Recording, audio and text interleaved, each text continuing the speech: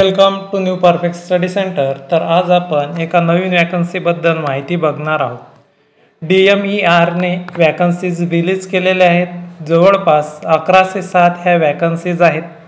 तर या संपूर्ण वॅकन्सीजबद्दल या व्हिडिओमध्ये सविस्तर चर्चा करणार आहोत। जाहिरात दिनांक 18/6/2025 आयुक्त वैद्यकीय शिक्षण संशोधन व आयुष सरळ सेवा भरती स्पर्धा परीक्षा 2025।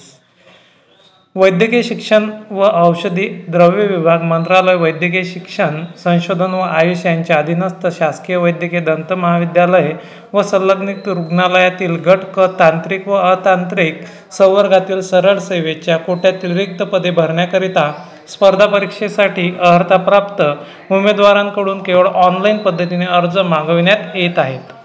सरळ सेवा भरती प्रक्रियेशी संबंधित ऑनलाईन अर्ज भरण्याची सुविधा वैद्यकीय शिक्षण संशोधन व आयुष यांच्या www.mededu.in या अधिकृत संकेतस्थळावर गुरुवार दिनांक 19/6/2025 पासून स्पर्धा परीक्षा 2025 या मथळ्याखाली उपलब्ध करून देण्यात येणार आहे।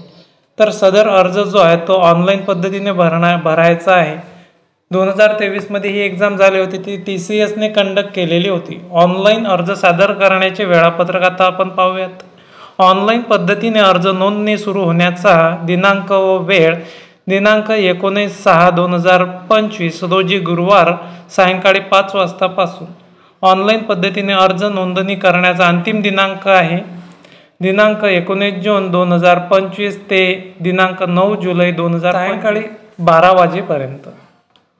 ऑनलाईन पद्धतीने स्पर्धा परीक्षा शुल्क भरण्याचा अंतिम दिनांक 9 जुलै 2025 12 वाजेपर्यंत। ऑनलाईन परीक्षेचा दिनांक संचालनालयाच्या संकेतस्थळावर उपलब्ध होईल। तुम्हाला ऑफिशियल वेबसाईटवर सतत व्हिजिट करावी लागणार आहे। जाहिराती बाबीमध्ये निवेदने सादर करण्यासाठी ईमेल ID या IDवरती तुमचे जे काही मदत आहे ते तुम्हाला मिळणार आहे। काही प्रश्न असल्यास तुम्ही विचारू शकता। हेल्पलाईन नंबर त्यांनी दिलेला आहे। उक्त भरती प्रक्रिया परीक्षा स्थगिती करणे किंवा रद्द करणे, त्यामध्ये अंशतः बदल करणे, पदांच्या एकूण संवर्गनिहाय संख्येमध्ये वाढ किंवा घट करण्याचे, सामाजिक आरक्षणामध्ये संवर्गनिहाय पदनिहाय बदल करण्याचे, सरळ सेवा भरती प्रक्रियेच्या जाहिरातीमधील अटी शर्तीमध्ये बदल करण्याचे, नव्याने अटी शर्ती समाविष्ट करण्याचे, अटी व शर्ती रद्द करण्याचे सर्व अधिकार आयुक्त वैद्यकीय शिक्षण संशोधन व आयुष यांनी राखून ठेवले असून त्यांचा निर्णय अंतिम राहील। तसेच भरती प्रक्रियेसंदर्भात वाद तक्रारीबाबत अंतिम निर्णय घेण्याचे अधिकार आयुक्त वैद्यकीय शिक्षण संशोधन व आयुष यांना राहतील। त्याबाबत उमेदवारांना कोणताही हक्क दावा सांगता येणार नाही। तर कोणकोणती पदे आहेत, किती पदे आहेत ते आपण एकंदरीत पाहूयात। ग्रंथपालची 5 पदे आहेत। S14चं पेमेंट आहे। आहार तज्ज्ञाचे 18 पदे। समाजसेवा अधीक्षक वैद्यकीय याकरिता MSW असणे अत्यावश्यक आहे। 135 पदे आहेत। भरपूर पदे आहेत। मागच्या वेळेस 87 पदे होती, तर यावेळेस पदांची संख्या ही भरपूर आहे। S14 पेमेंट आहे। भौतिकोपचार तज्ज्ञ 17 पदे। प्रयोगशाळा तंत्रज्ञ 181 पदे। ECG तंत्रज्ञ 84 पदे। क्षकिरण तंत्रज्ञ 94 पदे। सहाय्यक ग्रंथपाल 17 पदे। औषध निर्माता 207 पदे आहेत। दंत तंत्रज्ञ 9 पदे। प्रयोगशाळा सहाय्यक 170 पदे। क्षकिरण सहाय्यक 35 पदे। ग्रंथालय सहाय्यक 13 पदे। प्रलेखाकार ग्रंथ सूचीकार 36 पदे। डॉक्युमेंटलिस्ट कॅटॅलॉगर त्याच्यामध्येच येणार आहे। वाहन चालक 37 पदे। असे 1058 पदे। आणि 16 नंबरचा आहे उच्च श्रेणी लघुलेखक 12 पदे आहेत। निम्न श्रेणी लघुलेखक 37 पदे।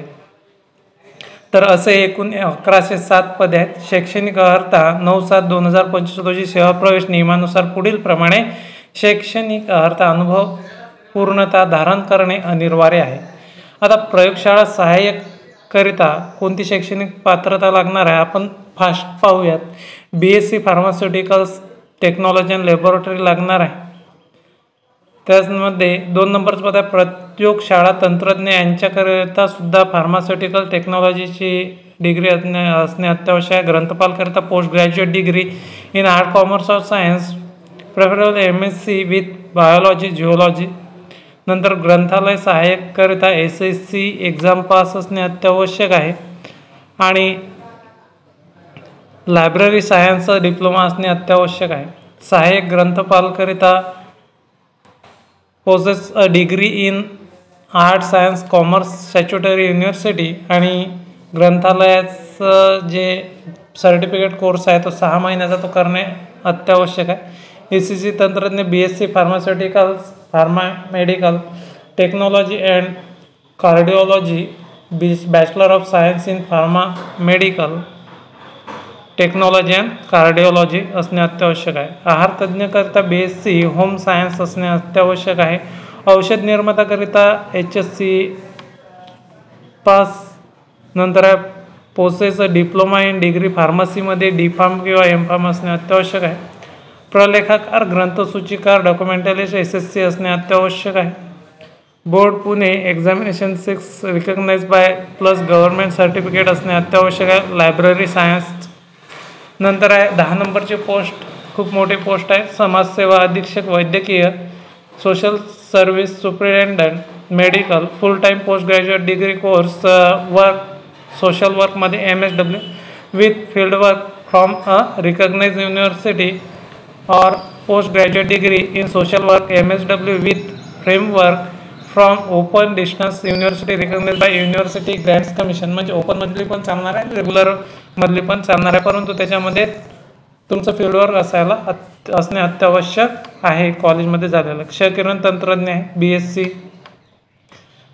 डिप्लोमा वगैरे तुमचा क्षकिरणमध्ये झालेला असणे अत्यावश्यक आहे. भौतिकोपचार तज्ज्ञमध्ये school examination science subject have bachelor psychotherapy physiotherapy असणे अत्यावश्यक.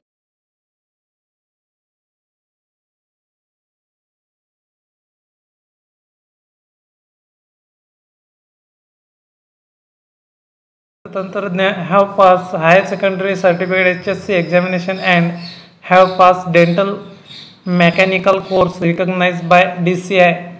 वाहन चालककरिता 38 इयर्स लास्ट एज आणि त्यांनी जो जड वाहन चालवण्याचा त्यांना परवाना असणे अत्यावश्यक आहे आणि अनुभव असणे अत्यावश्यक आहे.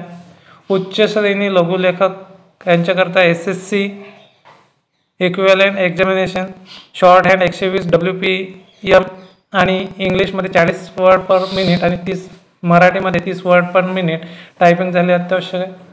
निम्नलेखी लघुश्रेणक शॉर्ट हँड 100 आणि इंग्रजी 40 टायपिंग आणि मराठी 30 टायपिंग असणे अत्यावश्यक आहे.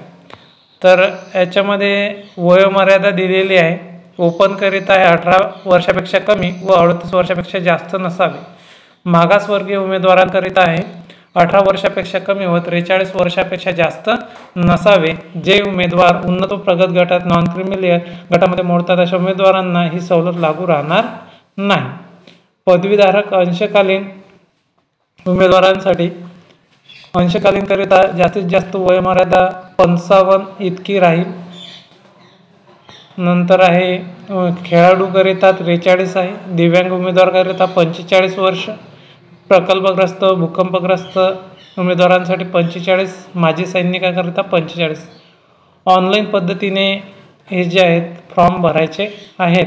संगणक आधारित परीक्षेद्वारे CBT मोड घेण्यात येणाऱ्या ऑनलाईन परीक्षा प्रश्नपत्रिका ह्या मराठी व इंग्रजी भाषेमध्ये वस्तुनिष्ठ बहुपर्यायी स्वरूपाच्या घेण्यात येतील. प्रश्नपत्रिकेतील प्रत्येक प्रश्नास 2 गुण ठेवण्यात आलेले आहेत. नंतर ज्या पदासाठी व्यावसायिक चाचणी टेस्ट घेणे अत्यावश्यक आहे अशा पदासाठी मराठी इंग्रजी सामान्य ज्ञान बौद्धिक चाचणी या विषयातील प्रश्नाकरता प्रत्येकी 30 गुण ठेवून एकूण 120 गुणांची एकूण 60 प्रश्न परीक्षा व 80 गुणांची व्यावसायिक चाचणी घेण्यात येईल. तथापि जे उमेदवार परीक्षेत किमान 45% गुण प्राप्त करतील अशा उमेदवारांनाच व्यावसायिक चाचणी देता येईल. परीक्षा व व्यावसायिक चाचणी यामध्ये उमेदवारांनी प्राप्त केलेल्या गुणांच्या आधारे निवड सूची तयार करून निवड सूचीतील पात्र उमेदवारांची निवड करण्यात येईल. आता जे विद्यार्थ्यांचा व्यावसायिक अभ्यासक्रम आहे यांच्याकरिता जो जनरलचा सिलेबस आहे मराठी इंग्रजी बुद्धिमत्ता गणित आणि जनरल नॉलेज याच्या प्रत्येक पार्ट 15 क्वेश्चन विचारले जाणार आहेत. 15 क्वेश्चन आणि त्याला 2 मार्क तर असे 30 मार्क्स होणार आहेत. असे 60 मार्क्सचा तो सिलेबस विचारला जाणार आहे आणि व्यावसायिक पात्रतेवर संबंधित 40 मार्क्सचा सिलेबस हा म्हणजे 40 प्रश्नांचा हा सिलेबस विचारला जाणार आहे आणि 80 मार्क्स त्याला मिळणार आहेत. आणि गुणवत्ता यादीमध्ये येण्याकरिता जवळपास 45% गुण प्राप्त करणे अत्यावश्यक राहणार आहे. तर हे तुम्ही वाचून घेऊ शकता.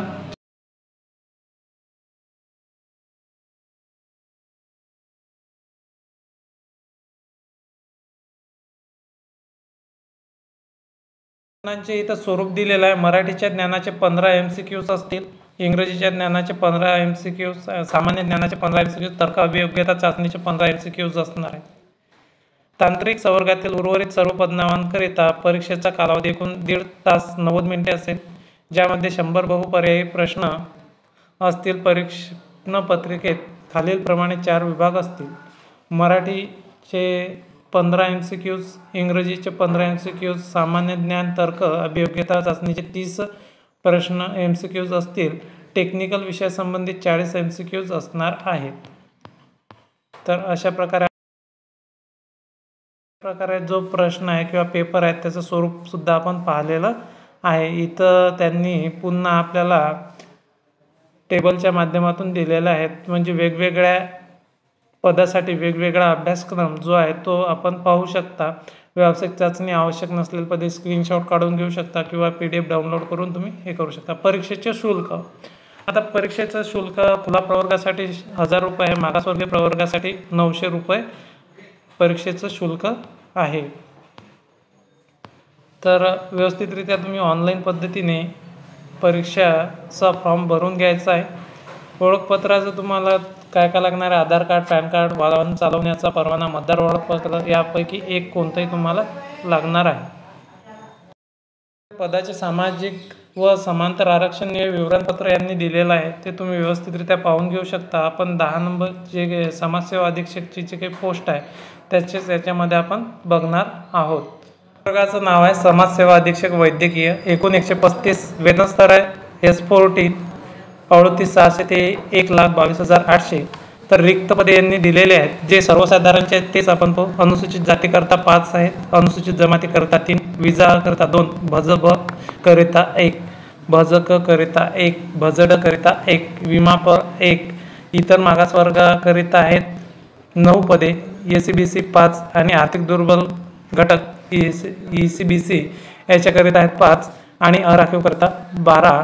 असे एकूण सर्वसाधारणकरिता 45 पदे आहेत. तर अशाच प्रकारचे नवनवीन व्हिडिओ हवे असल्यास आपल्या चॅनलला लाईक, शेअर आणि सबस्क्राईब करा. तत्पूर्वी आपल्या चॅनलवरती यापूर्वीसुद्धा अभ्यासक्रमाचे व्हिडिओ बनवलेले आहेत 2023चे आणि सेट एक्झामचे सोशल वर्कचे जे काही क्वेश्चन्स पेपर आहेत ते तुम्ही पाहून घेऊ शकता. त्याच्यामध्ये आपण वेगवेगळे व्हिडिओज बनवलेले आहेत आणि तेच प्रश्न या व्यावसायिक अभ्यासक्रमामध्ये विचारल्या जाणार आहेत. धन्यवाद.